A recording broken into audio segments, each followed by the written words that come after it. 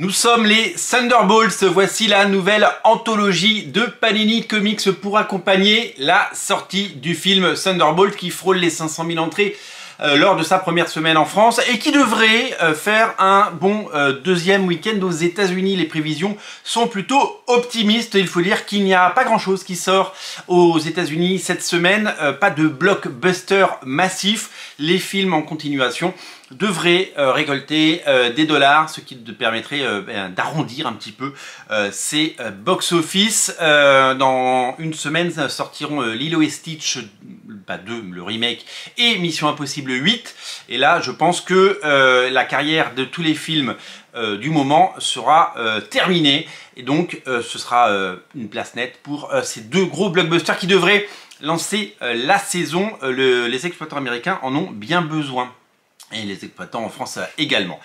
Pour donc accompagner la sortie de Thunderbolts, eh bien, comme d'habitude, Panini a décidé de sortir une anthologie. Une anthologie, c'est quoi? C'est un gros bouquin qui n'est pas vendu très cher et qui propose eh bien, de découvrir des récits cultes qui n'ont pas forcément, qui ne sont pas forcément dans la continuité, mais ils sont allés piocher à différentes époques des histoires clés assez fondatrices pour les personnages, pour que vous puissiez les découvrir. Quand vous prenez une anthologie Wolverine, un Je suis Wolverine ou un Je suis Deadpool, eh bien vous allez avoir les histoires marquantes de Deadpool et les histoires marquantes de Wolverine.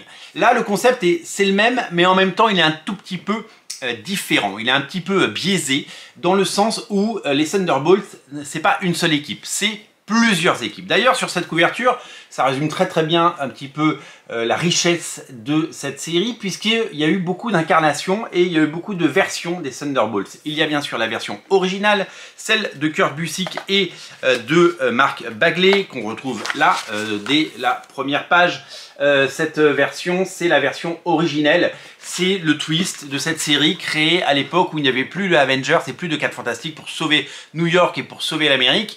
Donc cette équipe avait été créée par Marvel et donc par Kurt Busiek et Mark Bagley, et bien pour pallier à ça avec une nouvelle génération de héros. Ces épisodes sont disponibles bien sûr en omnibus, vous les avez peut-être en omnibus quelque part et vous allez peut-être pouvoir les redécouvrir. Donc là, c'est pas du tout les personnages que vous avez au cinéma, c'est une autre version, c'est une autre époque des Thunderbolts. Et quand on parcourt tous ces épisodes et quand on parcourt toutes ces époques, eh bien on replonge dans toutes les versions qui peuvent exister des Thunderbolts par tous les auteurs qui ont fait partie de cette grande aventure, avec notamment ces épisodes dessinés par le regretté Steve Dillon, mais plein d'autres auteurs évidemment sont venus travailler, que ce soit Warren Ellis, Mike Deodato Jr., Jeff Parker, Kev Walker ou encore Daniel Way, scénariste, qui ont tous raconté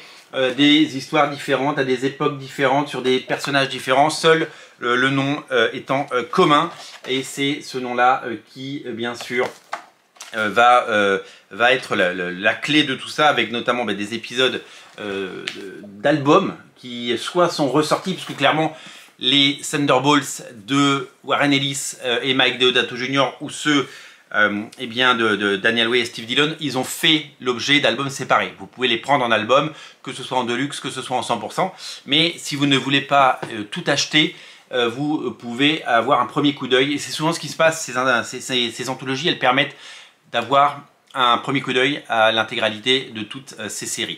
Alors évidemment, ne vous attendez pas à une histoire complète, ça c'est sûr, et ne vous attendez surtout pas à un rapport entre les premiers épisodes, ceux du milieu et ceux de la fin, puisque, je vous le dis, ce sont des équipes différentes, mais il y a ce dénominateur commun qui est ce nom, et que ce nom qui est sur toutes les affiches, sur tous vos abribus, sur tous les culs de bus, sur toutes les colonnes Maurice et sur les 4x3 depuis quelques jours et quelques semaines. Thunderbolts, bien sûr, au cinéma. Voilà, donc ça c'est disponible chez votre libraire. Vous pouvez évidemment en faire l'acquisition pour avoir un premier goût des 4 Fantastiques. Les 4 Fantastiques, ce sera pour plus tard. Des Thunderbolts. En attendant justement les 4 Fantastiques, le cerveau nous met les mots avant les autres. C'est comme ça. Merci d'être aussi nombreux à regarder Radio Comics. Merci pour votre fidélité et n'oubliez pas de vous abonner. Salut!